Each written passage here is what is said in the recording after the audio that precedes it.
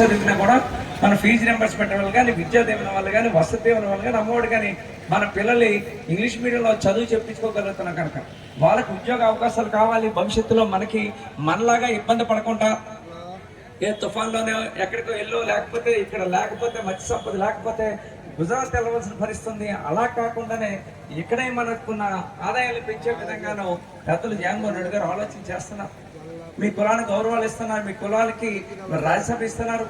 ఇంతకన్నా గతంలో మరి ఇప్పుడే చెప్పారు సోదరులు మాట్లాడుతూ, అచ్చెన్నాయుడు గారి దగ్గరికి వెళ్తే మరి ఇట్లా మీకు ఎమ్మెల్సీ కూడా కావాలా మీ కులంకి అనే మాట నిజంగా చాలా బాధాకరమైనది. అలాగే చంద్రబాబు నాయుడు కూడా ఎవరైనా ఎస్సీ కులంలో పుడతారా, ఎస్సీలు అంటే చులకన భావం, అలాగే బీసీలు అంటే చులకన భావం. ఇవాళ మీ నియోజకవర్గంలోని శాసనసభ్యులకు ఇచ్చిన వ్యక్తి ఒకసారి ఆలోచన చేసుకోండి, ఏ కులానికి సంబంధించిన వాడు అతను డబ్బులతో అందరినీ కొనాలని ఆలోచన చేస్తున్నాడు. మనం అమ్ముడుపోతే మళ్ళీ చీకటి రోజులు వస్తాయి. ఇవాళ జరగబోయే సంక్షేమ కార్యక్రమాలు, ఇవాళ జరగబోయే అభివృద్ధి కార్యక్రమాలు ఇవన్నీ కూడా మళ్ళీ ఆగిపోతాయని చెప్పి తెలియజేస్తాం. ఆయనకి రాజ్యసభ సభ్యత్వం కూడా ఇచ్చారు.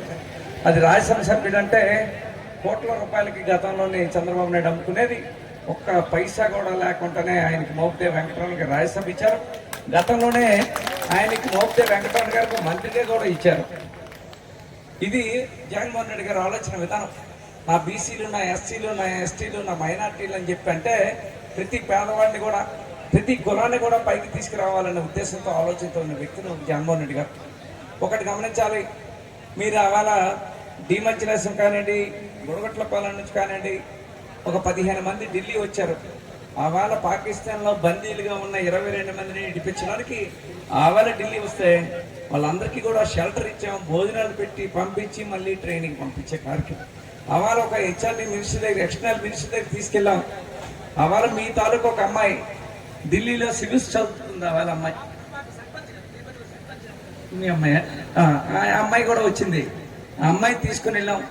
ఆ హెచ్ఆర్డీ మినిస్టర్తో ఆ అమ్మాయే ఇంగ్లీష్లో మాట్లాడి ఆ అమ్మాయి మళ్ళీ ఆతో కలిపి నేను, మోపిదేవి వెంకటరమణ గారు, పెద్దల ప్రీతం నాయకులు జగన్మోహన్ రెడ్డి గారు ఢిల్లీ నుంచి తీసుకొచ్చి వాళ్ళకి అక్కడ ఫ్లైట్ ఎక్కించి మళ్ళీ విజయవాడ, అమరావతి తీసుకొచ్చి అక్కడ జగన్మోహన్ రెడ్డి గారిని కల్పించి ఒక్కొక్క కుటుంబానికి 5 లక్షల రూపాయలు ఆవేళ ఎక్స్గ్రేస్ ఇచ్చామని చెప్పి తెలియజేస్తాం.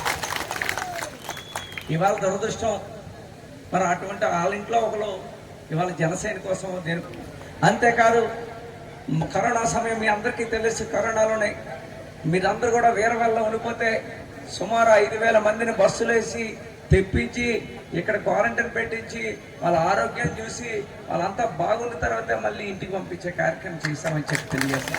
అది కూడా జగన్మోహన్ రెడ్డి గారు అని చెప్పి తెలియజేస్తాం. ఇవి జగన్మోహన్ రెడ్డి గారు చేసే కార్యక్రమాలు. ఇక తక్కిన కార్యక్రమాలు అంటే ప్రతి వాళ్ళకి అందే కార్యక్రమాలు, అమ్మఒడి కానీ, చేయూత కానీ, ఆసరా కానీ, రైతులకు సంబంధించి కానీ, లేదు మీ 50 సంవత్సరాలకే పెన్షన్ ఇచ్చే కార్యక్రమం కానీ, లేదు మీ 10,000